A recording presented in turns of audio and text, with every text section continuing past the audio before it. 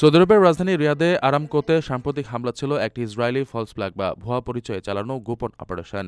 ইরানের সামরিক সূত্র তাসনিম নিউজকে জানিয়েছেন, এই হামলার উদ্দেশ্য ছিল আঞ্চলিক দেশগুলোকে বিভ্রান্ত করা এবং ইরানে আক্রমণের দায় থেকে মনোযোগ সরানো। সূত্রটি বলেছে, ইরান স্পষ্টভাবে ঘোষণা করেছে যে তারা এ অঞ্চলে সব আমেরিকান ও ইসরায়েলি সম্পদ এবং স্থাপনাগুলোকে লক্ষ্যবস্তু করবে এবং ইতিমধ্যে অনেক জায়গায় হামলা চালিয়েছে। তবে আরামকো স্থাপনাগুলো এখনও পর্যন্ত ইরানি হামলার লক্ষ্যবস্তু হয়নি। ইরানের গোয়েন্দা সূত্র আরও জানিয়েছে, সংযুক্ত আরব আমিরাতের ফুজায়রা বন্দরও ইসরায়েলের পরবর্তী লক্ষ্যবস্তুগুলোর মধ্যে একটি এবং শাসকগোষ্ঠী এটি আক্রমণ করার ইচ্ছা পোষণ করছে। এর আগে খবরে বলা হয়েছিল, ইরানের ড্রোন সৌদি আরবের আরামকোর তেল শোধনাগারে আঘাত হেনেছে।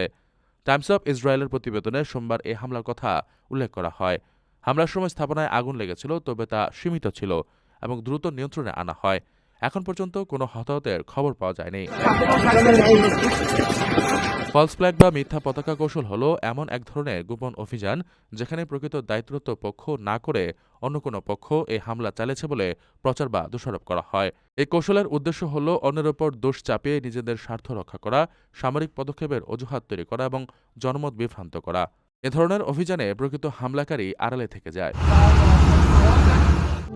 প্রবাসীদের জন্য নির্মাণ হচ্ছে দেশের প্রথম স্মার্ট সিটি, যেখানে থাকছে স্কুল, মসজিদ, হাসপাতাল, সুইমিং পুল, হেলিপ্যাড, পাঠাগার, জিম, সুপারমার্কেট, শিশু পার্ক সহ সকল নাগরিক সুবিধা।